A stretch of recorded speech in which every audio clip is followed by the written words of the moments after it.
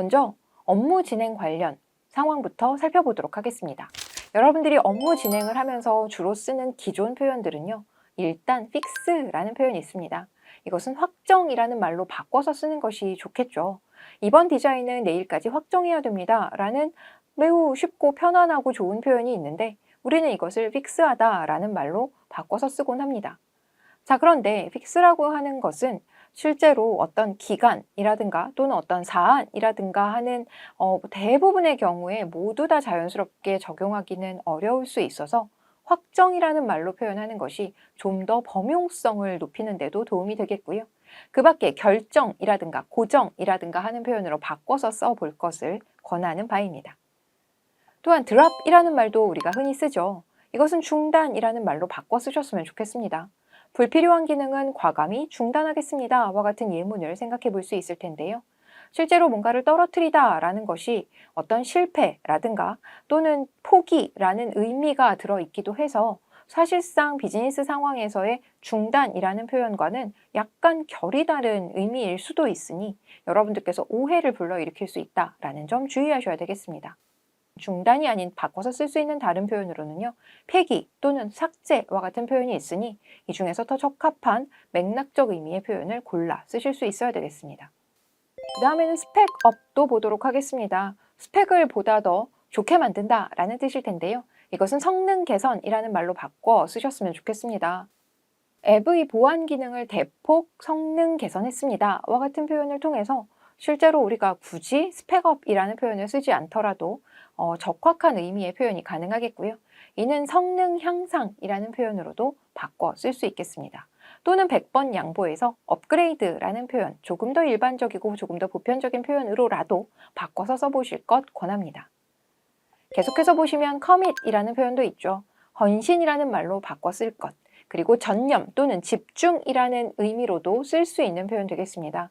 commit이라는 표현도 역시 그 뉘앙스가 우리말의 헌신, 전념, 집중과는 조금 다르게 여겨질 수 있어서 여러분들께서 무엇보다 전적으로 헌신한다라는 이 뉘앙스를 전달하기 위해서는 commit이라는 표현보다는 헌신이라는 표현으로 바꿔 쓰시는 것이 더 정확한 의미 전달에 도움이 되겠습니다. 온보딩은 적응 지원으로 바꿔 쓰실 것 권합니다. 정착 지원 또는 초기 교육이라는 말로 표현하는 것도 괜찮겠습니다. 신규 입사자의 빠른 적응 지원을 위해서 매뉴얼을 준비했습니다. 와 같은 예문을 생각해 볼 수 있겠습니다. 두 번째는 협업 및 커뮤니케이션 관련해서 알고 계셔야 되는 표현들입니다. 레퍼런스는 참고자료라고 표현해 버릇하셨으면 좋겠습니다. 사실 이제 레퍼런스라고 하는 표현이 너무나 많이 쓰다 보니까 참고자료라는 표현이 더 이상하고 어색할 지경인데요. 사실상 레퍼런스라고 하는 것은 그 내용을 상당 부분 따왔다라는 의미가 포함되는 뉘앙스가 있습니다. 따라서 참고자료라는 표현이 여러분들의 어떤 주도적인 업무 행위를 보다 더 강조하는 표현이 될 수 있겠고요. 피드백 역시 의견이라고 표현하셨으면 좋겠습니다. 작성된 보고서에 대한 평가 그리고 의견을 공유해서 반영해 주세요 라는 예문을 만들어 볼 수 있겠습니다. 실제로 피드백이라고 하는 건 어떤 반응이라는 말로도 바꿔 쓸 수 있는데요.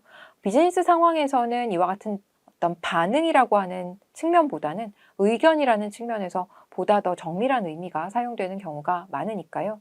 소비자들의 피드백을 받는다라는 것 역시 소비자들의 반응을 검토한다라는 뜻이 아니라 소비자들로부터 직접적으로 의견을 듣는다, 생각을 듣는다라는 의미로 사용되는 것이니 이와 같은 표현으로 바꿔 쓰는 것이 오히려 더 정확한 표현 되겠습니다. 디테일은 세부 사항으로 또는 상세 내용으로 고쳐주실 것을 권합니다. 워딩은 문구라는 표현으로 바꿔주시면 좋겠습니다. 실제로 표현 정리라는 말로 쓰는 것도 좋은 방법 되겠습니다. 워딩이라고 하는 것이 그 사람의 말 또는 글을 의미하는 것이잖아요. 그런데 그 사람의 직접적인 어떤 표현이라든가 그 사람의 직접적인 말을 가져다가 우리가 워딩이라고 표현하는 것이죠. 즉, 직접 인용이라는 의미가 전제된 표현이기 때문에 문구 또는 표현이라는 말로 바꿔 쓰시는 것이 더 좋은 표현 되겠습니다. 타겟팅은 대상 설정으로 또는 목표 조정으로 바꿔서 표현해 보도록 하죠. 세 번째는 기획 및 전략 관련 표현입니다. 애자일이라는 표현이 있는데요. 이것은 유연 개발 표현이 좀 어색하다면 신속 개발이라는 말로 바꿔서 쓰실 것을 권합니다. 애자일이라고 하는 것은 그때 상황에 맞춰서 그 시기에 맞춰서 대응하는 것을 말하죠.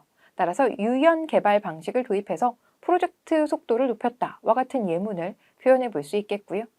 로드맵은 계획표 또는 추진 일정 또는 일정표 같은 것들로 바꿔서 표현해 보겠습니다. 신제품 개발을 위한 계획표를 완성했다, 또는 추진 일정을 완료했다, 이런 식의 표현을 씀으로써 굳이 로드맵이라는 표현 안 써도 되는 상황에서 쓰지 않으셨으면 좋겠습니다. 벤치마킹 역시 비교 분석 또는 사례 연구라는 말로 쓰는 것이 오히려 더 좋은 표현일 수 있습니다.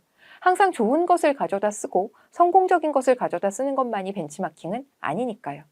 경쟁사의 전략을 비교 분석해서 도입하는 방안, 경쟁사의 어떤 아이디어의 실행 사례를 연구하는 방안이라는 말로 바꿔서 표현해 볼 수 있겠습니다. KPI는 핵심 성과 지표로 꼭 바꿔 쓰실 것을 권합니다.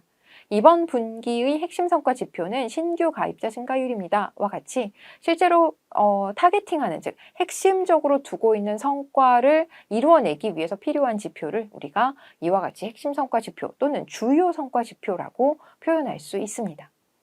퍼포먼스는 성과입니다. 퍼포먼스를 행동이라는 말로 오해해서 생각하시는 분들 계시는데요. 비즈니스 상황에서의 모든 행동은 성과가 전제된 표현입니다. 따라서 그의 퍼포먼스가 좋았다가 아니라 그의 성과가 좋았다가 되겠고요. 이 실적이라는 말로 바꿔 쓸 수도 있겠습니다. 퍼포먼스는 자칫 뭔가 더 커다랗고 추상적인 의미로 사용되는 경우 등등이 있을 수 있고요. 비즈니스 상황뿐만 아니라 어떤 예술적인 측면에서도 퍼포먼스라는 표현 많이 쓰잖아요. 따라서 사실상 비즈니스 상황에서는 보다 더 좁고 깊은 의미로 성과 또는 실적이라는 말로 쓰는 것이 오히려 정확한 표현 되겠습니다. 기술 및 데이터 관련된 용어들도 살펴보도록 하겠습니다. 먼저 A/B 테스트라는 말 굉장히 많이 쓰곤 하시죠. 이것은 비교 실험 또는 실험 분석으로 바꿔서 사용해 주실 것 권합니다. 버튼 색상을 변경하기 위해서 비교 실험을 진행했습니다. 간단하게 표현할 수 있는 예문 되겠습니다. 데이터 레이크의 경우 데이터 저장소라는 말 또는 대용량 데이터 저장소라는 말로 바꿔서 써주시기 바랍니다. 데이터 레이크, 그쵸, 뭔가 멋진 표현인 것 같기는 한데요. 굳이 쓰지 않아도 되는, 뭔가 전 세계적으로 범용성을 갖춘 표현은 아니기 때문에 새로운 데이터 저장소를 구축했다, 그래서 분석 속도를 높였다, 이런 식의 표현 정도로 얼마든지 쓸 수 있는 말 되겠습니다. 컨테이너는 가상환경입니다. 가상환경 기반으로 배포를 자동화했습니다. 또는 실행환경이라는 말로 쓸 수도 있겠죠. 실제로 우리가 상상 속에서 정해놓은 어떤 환경을 의미하는 것이겠고요. 파이프라인의 경우 처리 흐름 또는 작업 연계 과정이라는 말로 바꿔서 쓰실 수 있겠습니다. 데이터 처리 흐름을 최적화했다, 또는 데이터 처리 작업 연계 과정을 어떤 식으로 바꾸었다라는 말로 얼마든지 쓸 수 있겠네요.